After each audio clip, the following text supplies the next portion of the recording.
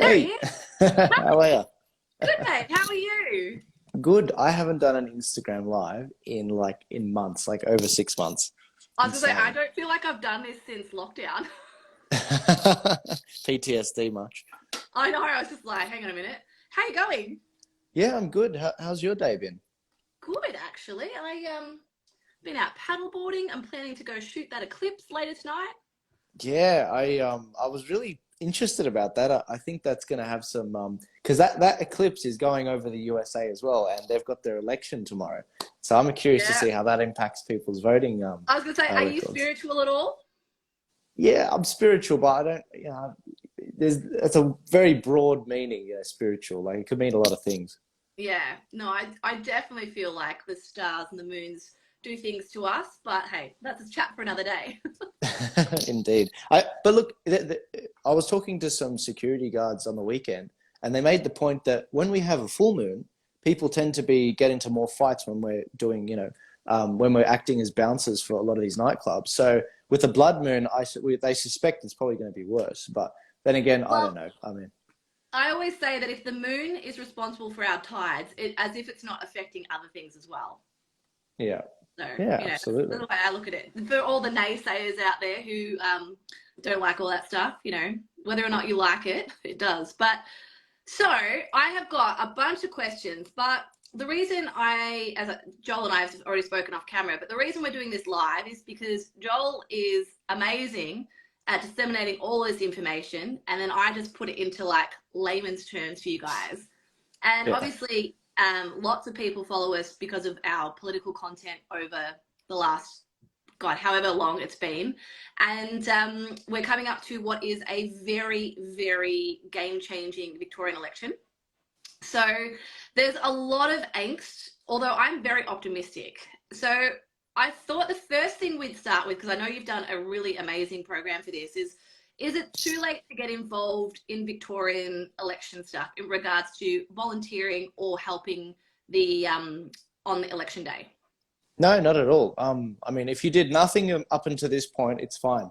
The big date is really the 14th. The 14th is on Monday, this coming Monday. That's when pre-polling starts, where people can go to a voting centre and start to vote. And that lasts for next week, the week after, and then the Saturday, the 26th of November. It all culminates when most people come out to vote. So, no, there's still time. I strongly recommend people use some of our tools, including the volunteer funnel, where they can volunteer for a certain party and get put on the front lines where they're most needed. So that volunteer funnel, you've built a program that literally helps people figure out who they align with and how they volunteer with them. Is that correct? Yeah, so I've got an existing audience, which is it's a decent size, and a lot of them ask, "What can we do?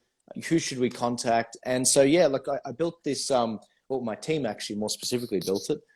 They built this funnel which actually converts the Turning Point Australia audience. Really, anyone can use it into volunteers. So it literally you put in your name, your number, your email, and your electorate. You can even put your postcode and basically, you click the 9 freedom parties that you like, the ones that you feel that represent you the best.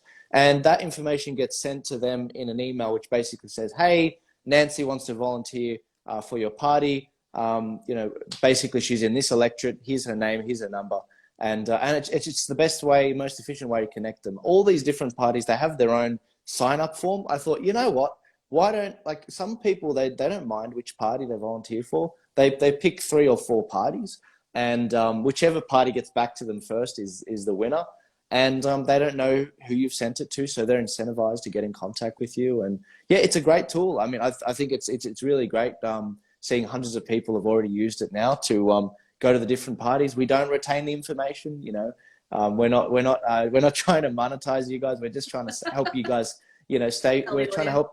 Yeah, well, I mean that's the thing. A lot of people they harvest this information, Facebook, but no, we really want to actually give you guys all the tools you need so that you can win this election.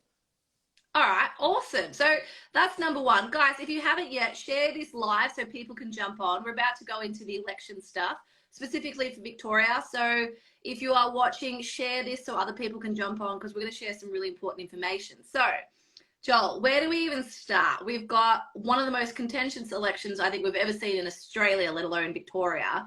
We have got arguably one of the most megalomaniac, horrible dictators to ever hold public office in the current times.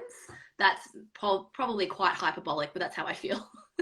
And a lot of people are looking at the polling and going, well, what's the point of even voting? He's going to win. You know what I mean? Like, there's nothing we can do. What's the first thing you would say to people who are having this whole attitude of like, well, what are we going to do about it? There's nothing we can do. Well, look, I recognize that there's some people that they truly think there's no way we can turn this around. And like, if that's the case, guys, come to New South Wales. It's a lot better over here. Or if even you think New South Wales is that bad, go to Florida. But for those of you that want to actually fight, for those of you where it's your home and it's worth fighting for, there's 6 projects we're rolling out to arm you guys. I'm very clear about what the goal is in this election. Like, what does winning really look like? A lot of people in the federal election, they made the point that, oh, you know, we're going to run and this guy's going to be the next Prime Minister of Australia and we're going to form government and make legislation and solve all your problems. That's the wrong approach. I'm realistic. I'm not from Victoria, and I feel uniquely placed to provide an unbiased commentary on where I think the state's going and what you guys can do to actually get tangible results. So the way legislation gets passed, and the reason why Dan Andrews was able to basically run roughshod over all of you guys, is because he's able to get legislation passed, emergency powers passed, through the lower house and also the upper house. Now, one really cool thing is that in the upper house, we actually have a genuine chance at capturing a balance of power. And that's basically where the parties in the middle, they actually are able to veto legislation that comes through.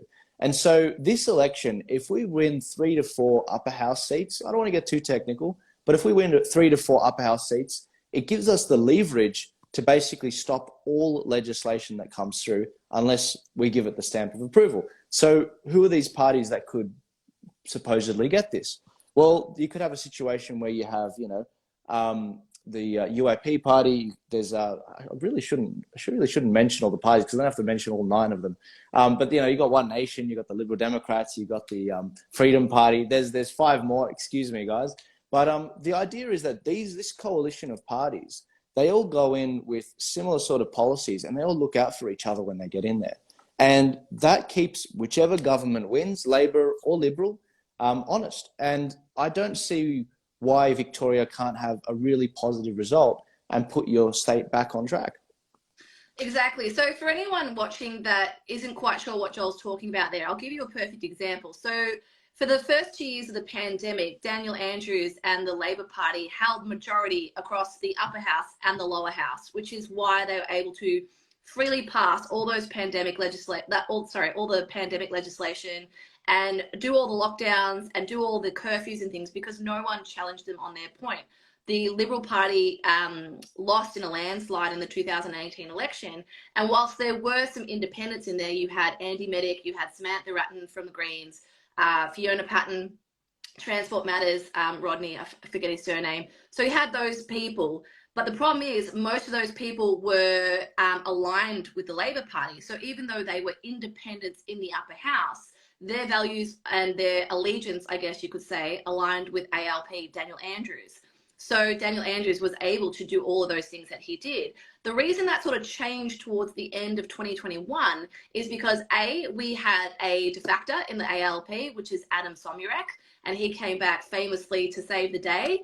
But also we had some strong contenders. So particularly when, what was it? Joel, correct me if I was wrong. It was when they were trying to push through the bill that we were all protesting about.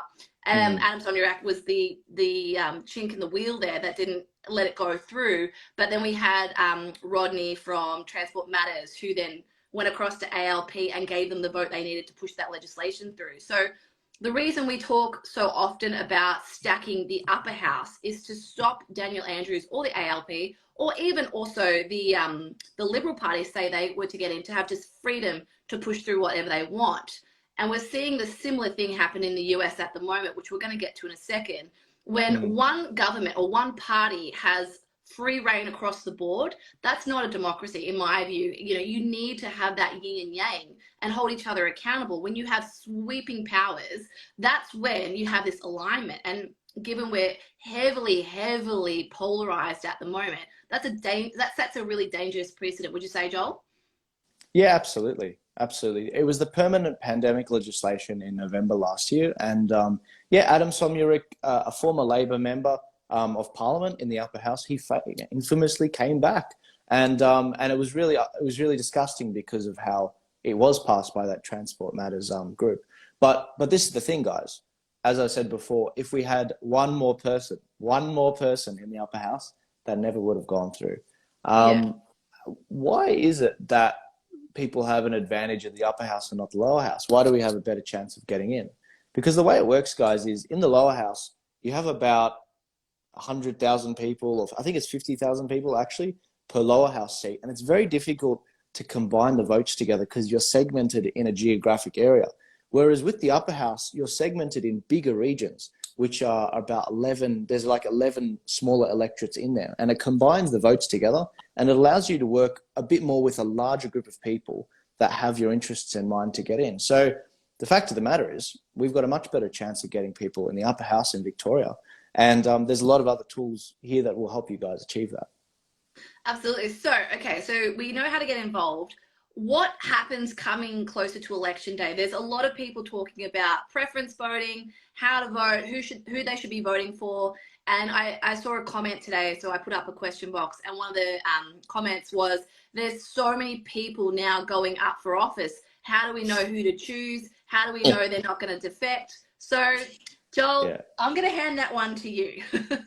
Yeah, sure. So look, if you go to the Turning Point Australia website, that's www.tpaust.com.au, nice and simple. You'll see the whole site has been arranged around the Victorian election. There are two tools that are there. The first is the volunteer funnel, which I've already talked about. And the second one is informative graphics. One of them includes this beautiful policy matrix, which shows you all the different parties at the top that you're most likely to vote for, and also the major parties, so Labor, Greens, and the Liberal Party. And along the left side, you've got all of the different policies which you're probably more likely to vote on, like, against lockdowns, against vaccine mandates, against a lot of this stuff. It's got it all on here. And in green and red, you've got their stances on it. So it becomes very apparent very quickly which parties have your interests in mind with this sea of green. And on the right side, you've got this sea of red, which basically shows the parties that don't have your interests in mind. So that should help you pick which party you most likely want to vote for if you want to get into it. I strongly recommend everyone do their own research, of course, but I do understand people don't have time. And so we're trying to increase that process. The second graphic we have to help people is also and you'll find this in the same spot. From left to right, you've got parties ranked on freedom. So the more in the blue end, you've got the more freedom sort of centered parties on social values as well, relatively more Christian values, conservative values. And then on the left, you've got like the Socialist Alliance, for example, basically communists. And that gives you an idea of where they rank on a general scale. And at the top there, you've got your little link to our website, which will take you to our how to vote cards. And that's another thing.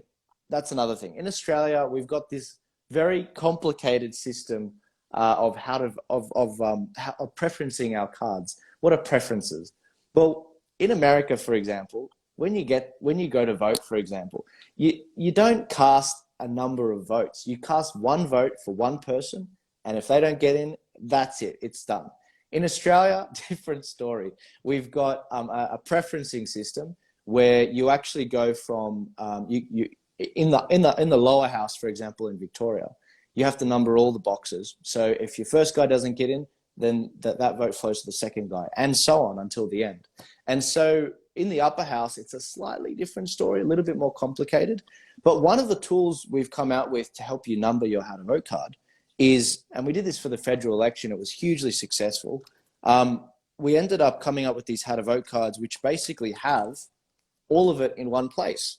So you've got the lower house here where it preference numbers the cards. And we've also got one for the upper house as well. So you just follow the numbering for your area. And what does that look like? You go to the website. One of the tools is the how to vote cards, which is going to be available on the 14th of November. You put your address in, don't worry, we won't retain the information.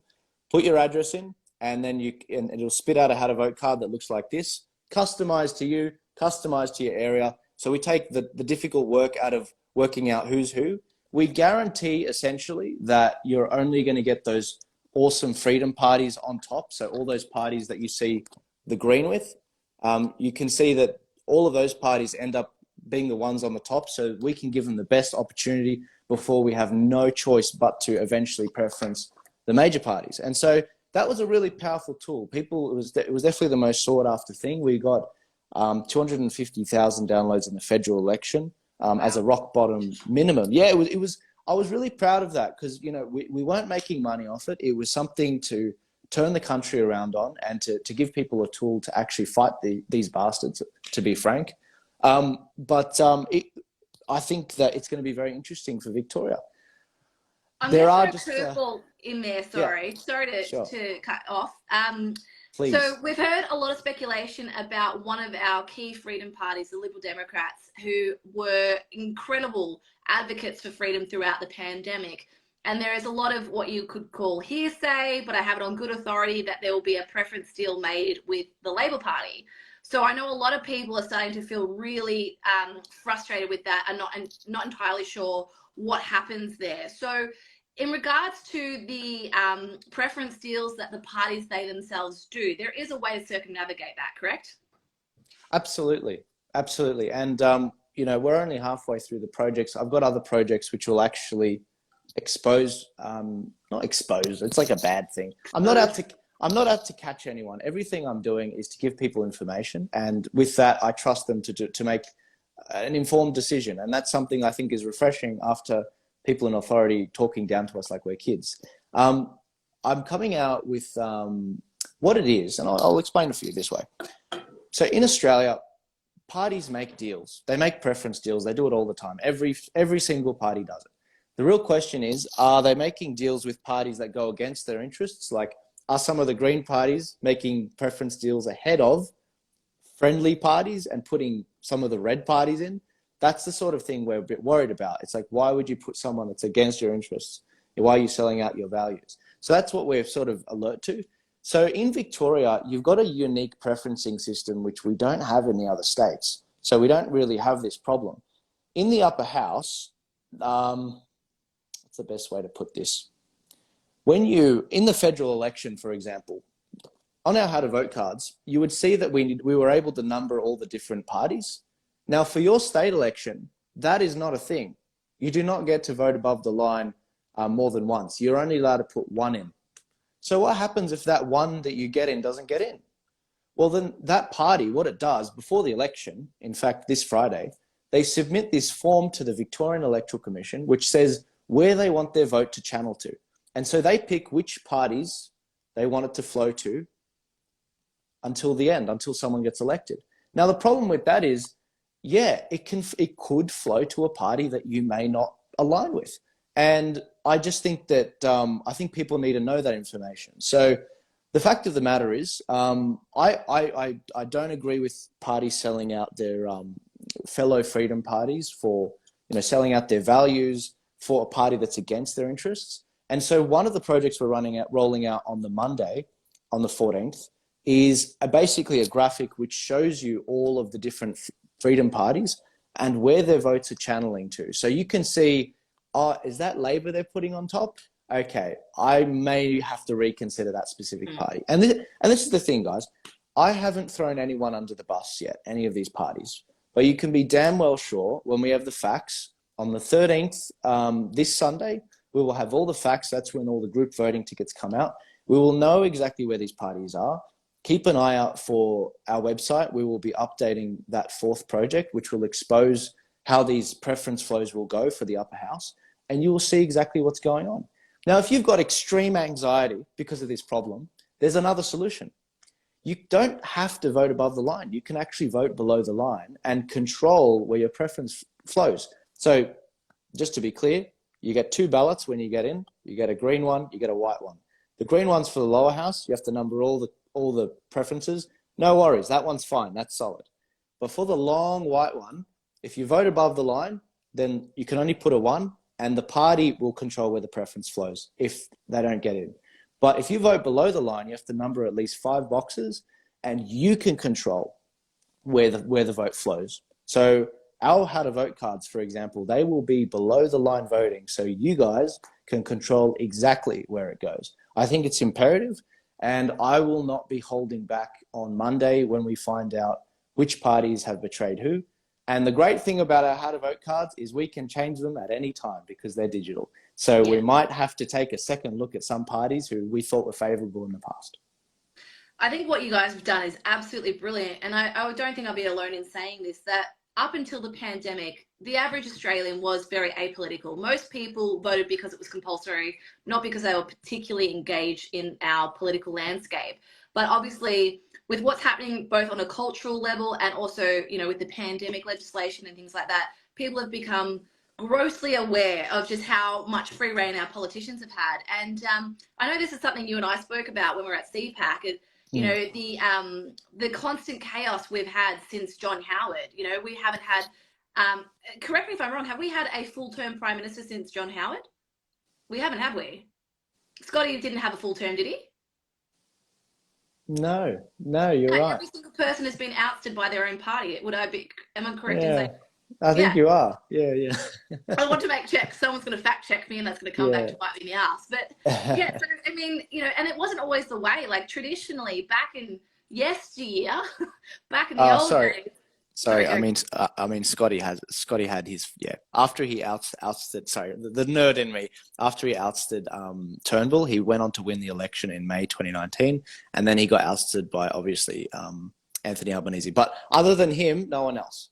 Okay, so Scotty, there you go. Yeah. I was going to say, we had to get that right because someone someone, of course. Yeah.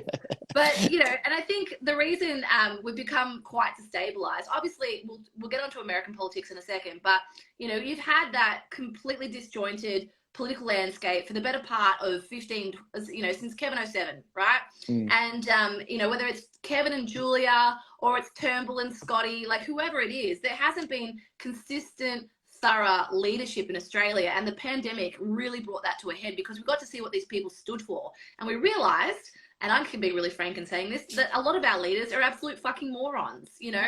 And you know, even as someone who grew up in a liberal household and would have said they were a liberal voter, I thought Scott Morrison was fucking staying. Do you know what I mean? Like, he's terrible as a prime minister.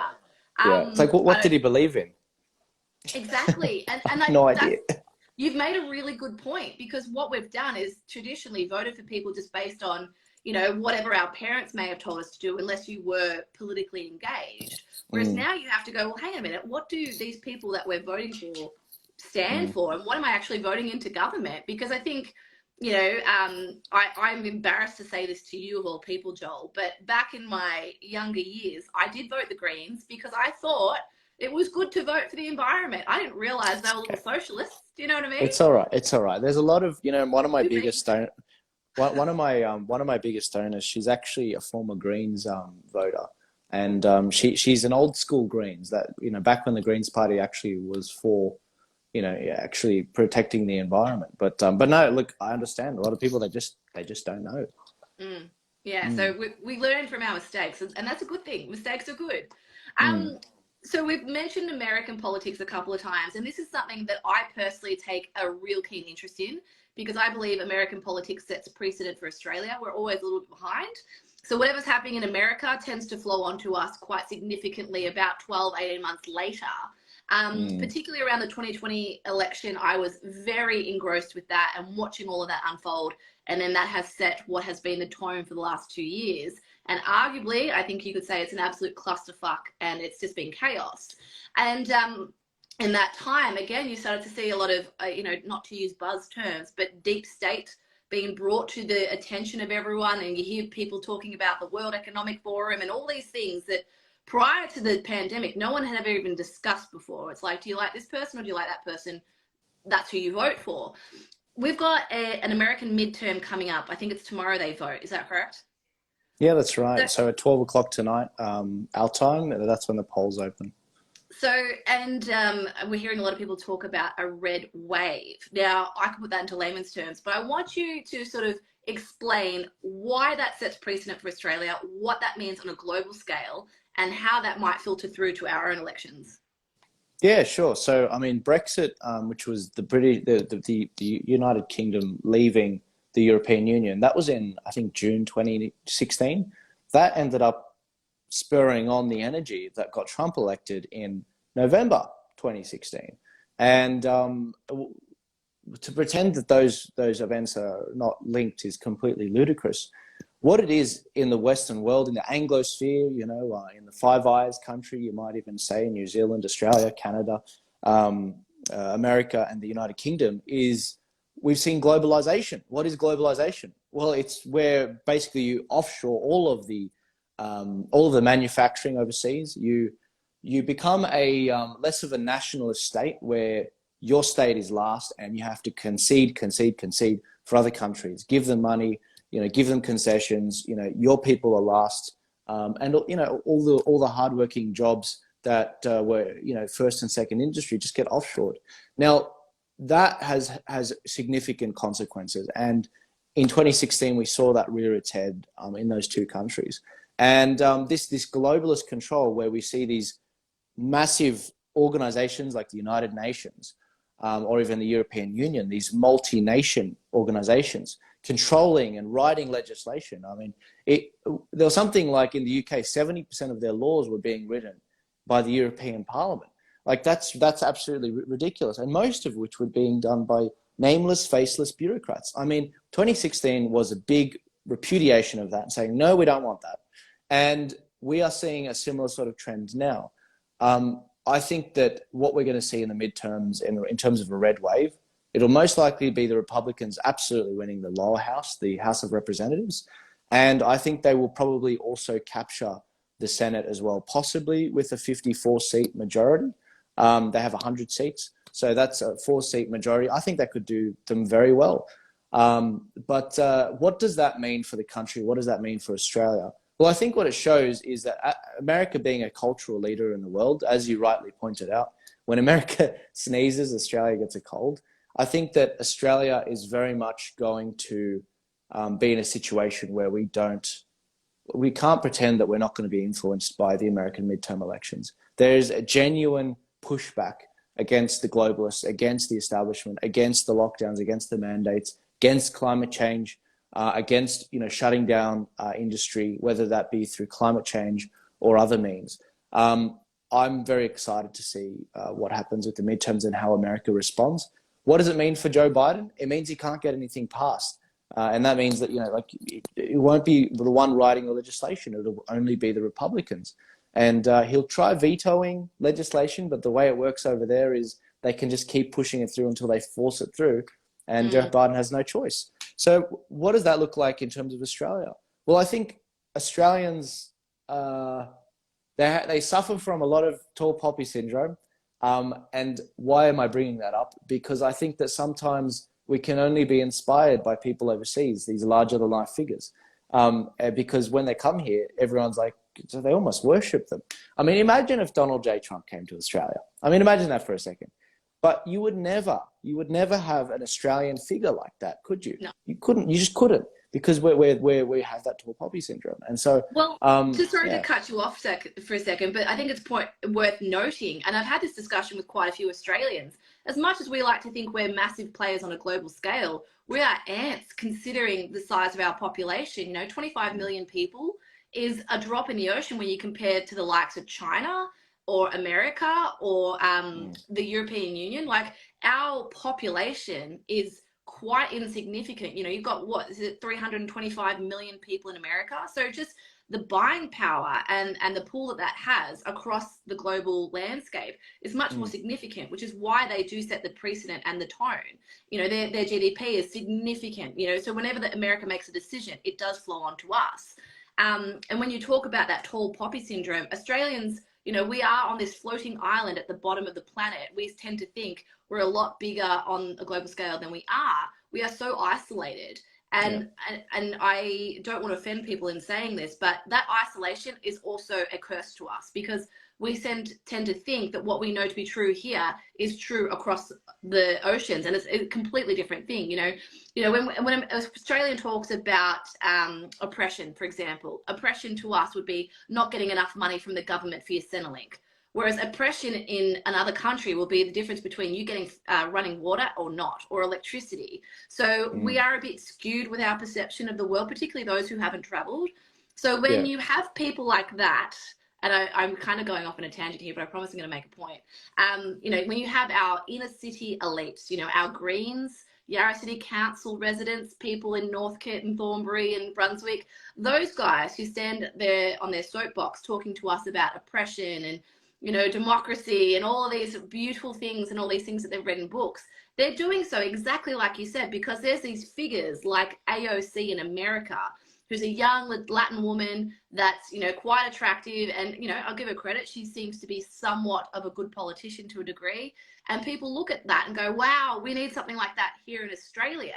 And what it does is it actually skews our view on things, because AOC is pandering to a inner city white establishment of New York, whereas that is not reflective of what we have here. And so what we're seeing is a lot of Australians waking up to being politically asleep, and now they're having those opinions. And I think social media has a big play on that. People are on TikTok, they're on Twitter, they're on Facebook, and they're not, I don't want to say indoctrinated, but they're getting access to things without context. And so when I talk about America being a really pivotal part of our cultural landscape, it is because that is where a lot of the bigger policies are decided that they'll run onto Australia. Unfortunately, due to our population and our isolation, we don't seem to push that needle either way. So, you can not like that America sets precedent, but that's why. Would you agree? Yeah, no, absolutely. Totally. But I wouldn't underestimate Australia in terms of it's got quite a punch. I mean, let's not forget that Australia is like the 8th biggest economy in the world, something like that. Like, we're on par with Russia, and Russia has obviously a massive military compared to us. But we just allocate our resources more internally for so people have good healthcare and other services. But so look, I wouldn't underestimate Australia in terms of the punch we pack. But this is the thing. Yes, we're isolated. Also happens to be a significant defense advantage we've got. We've got all of these resources. We've got amazing beaches. We've got an awesome population that does actually have the rule of law and respect the rule of law and the differences between men and women. We respect that. There's a lot of good things. I ran into Dominic Perrottet, my own premier, the other day on a Sunday having coffee. And I ran into him and I was like, oh, how you going? And I asked him about how he thinks he's going to go in the election, and we have a different view on that. But the fact that we could do that, it was a reminder even to me that, wow, we really live in a good country. Now, if it was Gladys Berejiklian, I probably would have said a lot. I would have said definitely different things. She was the former premier, absolutely tyrannical. But I think that a great man once said, or a once great man said, Australia has everything it needs to be a great country, by one thing, and that's leadership. And I think that the politicians have been let off for so long without any serious scrutiny. But what the pandemic in the last 2.5 years have done is it's presented us with a situation where it's like, okay, you're going to force me to sit at home? All right. I'm going to look at everything you're doing, and I'm going to criticize if you put one toe out of place, I will see it and I will point it out. And that's exactly what's happened. We've ended up creating an entirely new media class in, citizen journalists. You may not consider yourself that, but citizen journalists like yourself and Rukshan and others. And what has happened is the mainstream media have abdicated their responsibility to the people. And as Jordan Peterson says in his new book, where responsibility has been abdicated, opportunity lurks. The mainstream media, they were happy to get all of these subsidies from the government because it was a pandemic. They were happy to get all of that, but they abdicated their responsibility to give people reliable information. And so the opportunity was seized by a lot of people to actually get in there and give information. And this is actually quite a cool lead-in. The politicians are now realizing people have access to this device called a phone that can search information up. And I'm pleased to drop this bomb on this stream tonight. But the fifth project that we're rolling out for this particular election is called a politician transparency report. What is that? Well, it's basically a rap sheet. So what you do, you guys are gonna love this. You put your address in. Remember, we don't keep your address information. You put your address in, and it spits out, similar to the how to vote card, but it spits out a card with your politician's picture, their name, are they up for re-election, and all of the crap they've been up to. What did they vote for? What are their quotes? What is the corruption that they got up to? Whether that's red shirts, whether that's hotel quarantine, all of that crap. Dan Andrews' one, he needed a longer one, probably the size of my arm. Do you get a book for Daniel Andrews? Yeah, we had to prioritize the most shocking things and then cut the rest out. But this is our fifth gift to the state of Victoria. I'm excited to roll this out. I haven't told anyone about this publicly until now, so this is an exclusive for you, Kylie. And the idea is that it's almost like I call it a rap sheet, almost like a criminal record. It's just what have these politicians been up to? I'm not twisting the facts, it's just the truth. And so the goal is we're rolling this out for Victoria for your election as a gift. Eventually, we're going to be rolling it out for all the other state elections systematically. And the goal is you're able to put in your address, and it actually not only gives you all of the other, your politician in your state level, but we eventually want to do it for your federal level and your local level. So it's a long-term plan. We're going to be doing this for decades. And I think that Australia could really benefit from an injection of transparency and honesty. And again, every project so far I've talked about, they're all free.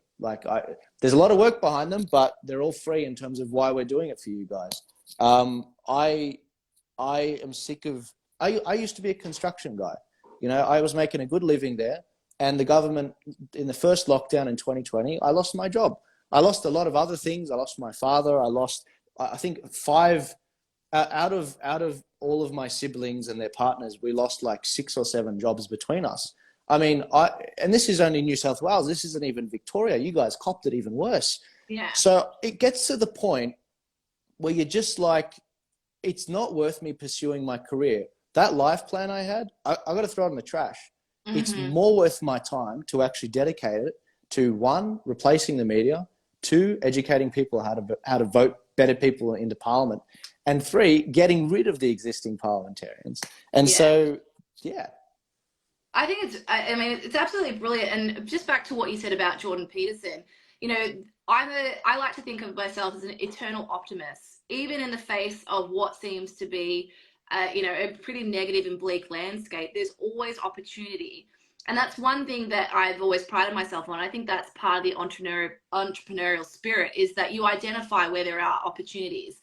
And I'm a bit like you, that everyone knows my story. The pandemic really hit me. But the thing that became really apparent to me, and I saw this as a really beautiful opportunity for humanity across the globe, was to become a little bit more engaged with how we all interlink with each other. I think our culture for a while there became quite vacuous.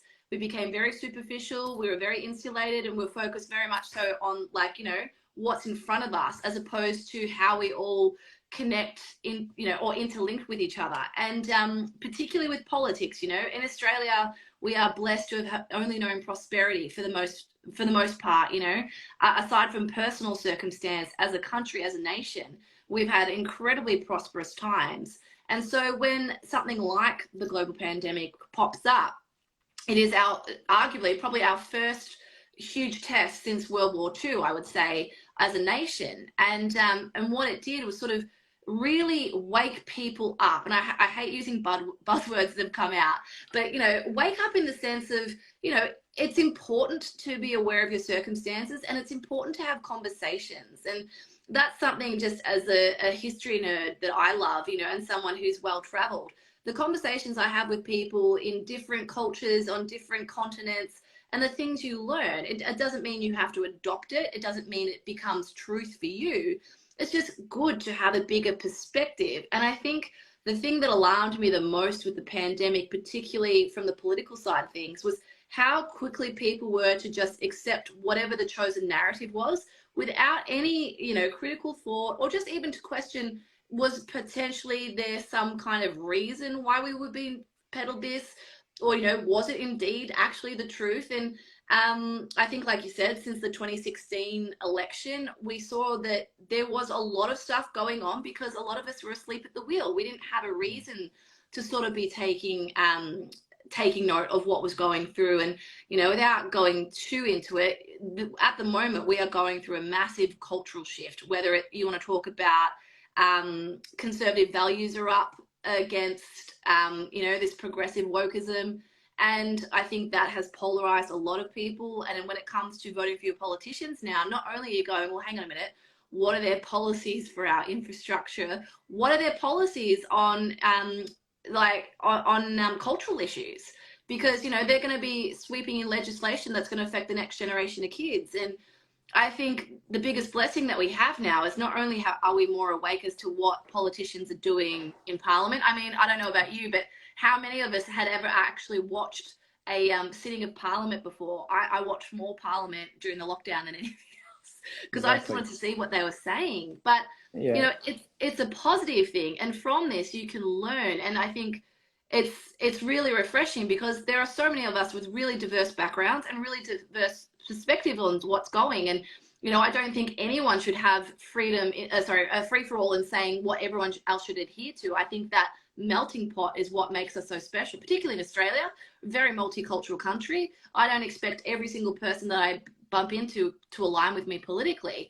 But what I do appreciate is having the freedom to have that conversation. And mainstream media, particularly, made it their agenda, I think, to silence any potential conversation for the last 3 years. And we're certainly seeing that now. It's interesting. I bring up, what's his name? What's his name? Hindle, the guy that used to be on... Joe Hildebrand. That's him, Hildebrand. I like to bring him up because he's Mr. Pro-vaccine, you know, pro-lockdown, who then all of a sudden realized that there was a bit of a shift happening. So he thought he'd adopt that and be an early adopter of that cultural shift. And now it's all, you know, I was the one calling out this and I was the one calling out that. I'm like, my receipts say otherwise, mate. You know what I mean? Yeah. So, they came around eventually, though. They did. And just to back what I was saying, you know, there was so many amazing opportunities that are coming up here. And that's why I take this wildly optimistic approach. And particularly when it comes to being engaged again politically, you know, you now get to assert yourself. You get to make your vote count, but you also get to understand like what you're actually voting for and how it sets precedent for the next generation. So tools like what you guys are putting together are actually really incredibly powerful. And the fact that you've done it for free is, you know, it's a testament to what you guys are doing. But it's like people like Rukshan, you know, people like Topher, everyone has their own like perspective that they've had initially coming into it. But ultimately, we're all kind of working towards the same goal. And that is, I mean, I hate to, again, use buzzwords, freedom of speech, having that open democracy and having that voice for everyone in our parliaments, which I feel like we haven't had for a long time. So one of the questions that I got here is speaking about the red wave and obviously with Elon Musk taking over Twitter and things like that, this massive cultural divide that we have, particularly with politics, you know, it's very polarized. We're basically tribal now. In regards to the layman, right, the average Joe, how do they start to bring that back to a more moderate approach to things? Because, you know, it feels like now, if you were to assert your opinion on Facebook, Instagram, Twitter, you are going to be attacked by everyone, unless you can find someone that agrees with you 100% across the board. And I know that to be true, particularly on the right side of things as well. You know, I mean, you can say what you want about the progressive left, but the progressive right or the far right are just as guilty of this. You know, if you agree on this here, but you don't agree on that, then they want to boot you out of the tribe. So, you know, I feel like a lot of the power comes back to, I don't know if you can hear my dog, sorry. A lot of the power comes back to the moderates, to the average Joe, which is why I try and encourage conversations. But what do you see as being a potential tool for us to be able to bring everyone sort of back to a more, you know, connected cultural view of what's going on. Hmm. Yeah, look, I always try to, I love ecumenicalism or bringing people together or, yeah, I really, yeah, I see myself as a bit of a diplomat in that sense. In a lot of my projects, I do try to find what we agree on and how we can come together. I think the policy matrix is a really good example of that because you see what all of the parties agree on in terms of the fundamentals. There's a million policies, but I've clearly selected policies that they agree on that are fundamental, like freedom of speech, freedom of religion, freedom of movement. I mean, believe it or not, that's guaranteed in your constitution, but you wouldn't know that after the last couple of years. Whereas the major parties, they don't believe in that, and the track record's not there. And so I guess what I try to do is I try to bring people together in a sense that, hey, can we at least get the base level things done? I don't care if you want to dabble on this obscure bit of the Constitution that no one actually cares about.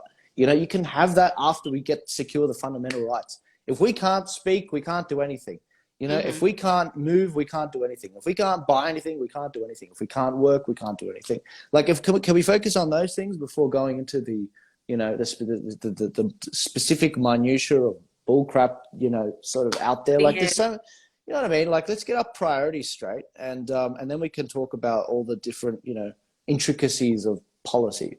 But I think that connecting people through culture has been something that's characterized the freedom movement in the last couple of years. The freedom movement's probably going to be a term that dies over the next year or two as people go back to normal. Mm. What will just happen is a lot of them will stay with the conservative side, most likely, of Yeah. politics, because the conservatives generally did have our back. Not the Liberal Party, conservative ideologically people, big difference.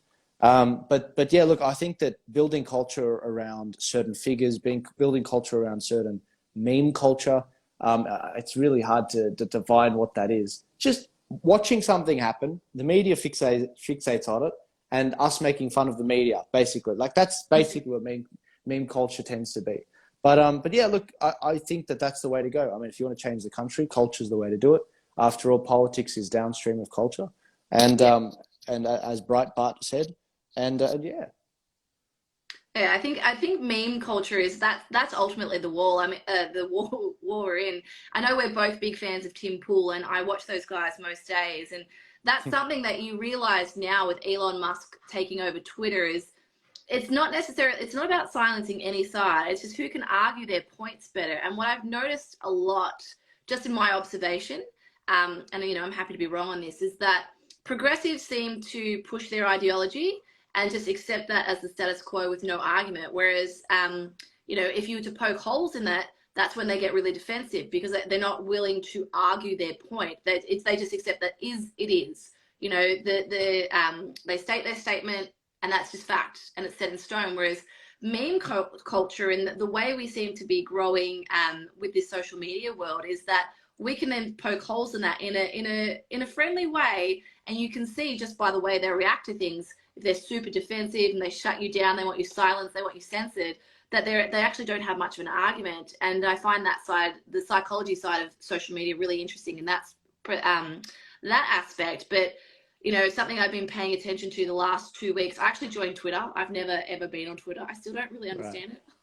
And my first tweet was men can't get pregnant because I just came out guns blazing, and I was like, I'm gonna do it. Let's just light this thing on fire. And 10 years ago that would have been like, duh, like Like, why are you whatever. saying? Yeah. Whereas now it's quite a contentious point. But Are you still up? I Did am. just I am. beginner's luck or something? I don't Beginner's know, man. luck. That would But have got it's me nuked. yeah. I just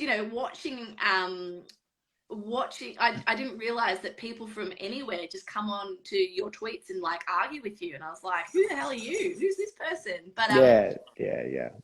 watching Elon, like, you've got the new owner of Twitter who's literally live tweeting the decisions as he's making them, and the media trying to be like, no, this is happening. I'm like, well, hang on a minute. You've got literally the person saying it from the horse's mouth, and you still got the archaic dinosaur mainstream media trying to manipulate the narrative on the fly.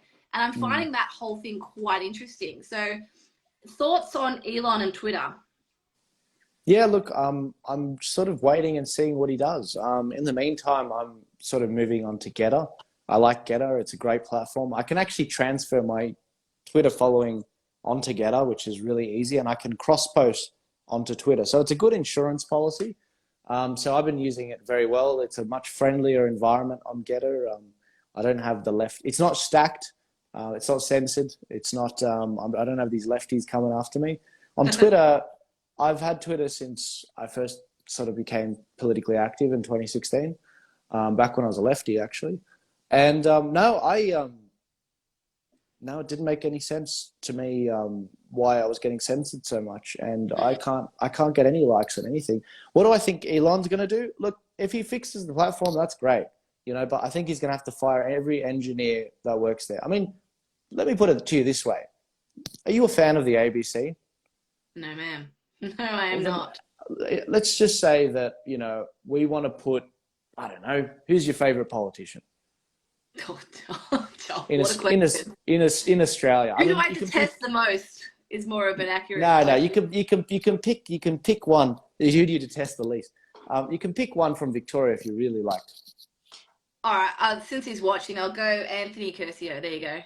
Okay, let's say Anthony. Anthony, we're going to send you into the ABC. You've got a 12-month contract.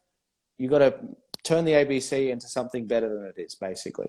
In order for him to do that and to remove the bias, he would have to fire every single person. Like that's what we're talking about, but with Twitter and with a talent pool that leans left. I mean, these tech jobs, they lean left. In media, in the ABC sense, it leans left.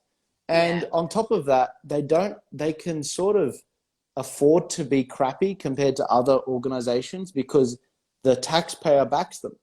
And so, like that's what Elon's got to do. So I'm not holding my breath here. If he manages to pull it off, kudos to him. That's great. I hope we see Donald Trump back very soon. But I have to admit, Elon's been moving very slow on the unbanning front. I mean, he said that everyone that got a low-level ban or shadow ban, it'll be lifted. It hasn't been done yet. Now, I don't know what the logistics of that is, but it hasn't been done.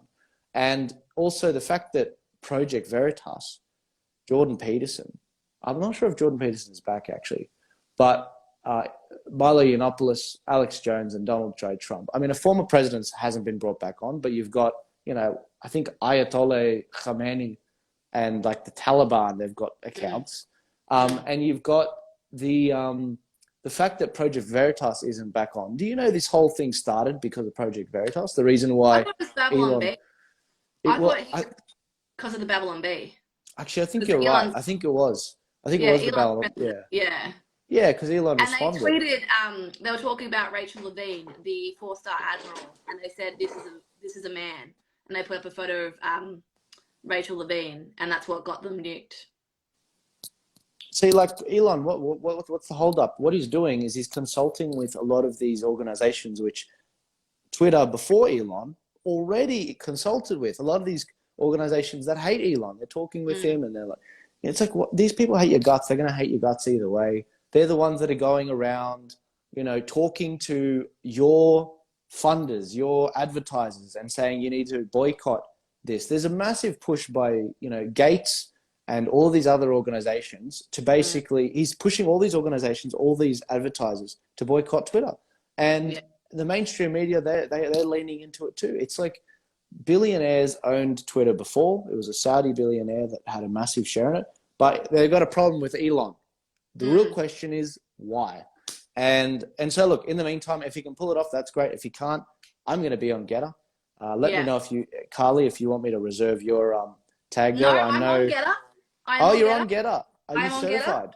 Yeah, I am on Getter, and I'm on Getter and Twitter as Carl J. Soda. On Twitter, I'm the real Carl J. Soda because one of my trolls took my name. That's all right. Right. After this, send me your account. I'll get it certified because I know Jason. He sponsored the Nigel Farage event, which came to Australia. He's an absolute legend. Former Trump advisor. when Trump had COVID, he was in charge of the White House. He was an Oh, absolute wow. legend. Yeah, There you go. he's not a small guy. So he owns Getter, he runs Getter, he's the CEO. Absolute legend. I'll talk to him about certifying your account. Will do. And I guess it just reminded me, I've got 2 minutes remaining here. So just a quick little tip for the Victorian election. Which way do you think it's going to go? I did a video this morning on it. I think that the lower house will go to Labor. I think it'll probably be a majority government. I think Dan Andrews will win his seat, but I'm not sure about the upper house. I think the upper house, we can genuinely capture the balance of power, control what legislation goes through, and restore control back to the Victorian people. Okay, I'll give you my hot tip. I think Daniel Andrews will lose his seat. I really do, just because I've been on the ground there. I've been doing a lot of work or helping out with Ian Cook, and the temperature there is really interesting. You know, it's a lot of migrants, um, particularly migrants who've fled communist countries. So it's going to be really interesting. If not, it's going to be very, very close. Whether it goes to Ian Cook or it goes to someone else, I couldn't tell you, but it's going to be really interesting. But given all the hit jobs coming out on Andrews this week, you got to wonder that there might have been some people there who are still on the fence. You know, I made a comment today. He's like the bullet riddled villain in a western that just won't die. I don't understand it. Yeah, we'll see what happens. I mean, as being a Christian, I believe in justice in this life or the next, but I prefer this life. So let's see if we can bring it about it sooner for Dan Andrews. There we go. And Sam Black, who's been commenting, trolling, I guess, throughout this whole thing. You've got to be cooked if you think Dan's losing his seat. We'll wait and see. We'll wait and see. I'm optimistic. Yeah, look, either way, as I said, in this life or the next, the more he gets away with in this life, the worse it's going to be. Absolutely. Well, thank you so much for your time, mate. I really appreciate it. And Millie's pinned the comment there, but I'll share this and I'll share your website. And thank you for everything that you're doing. Awesome.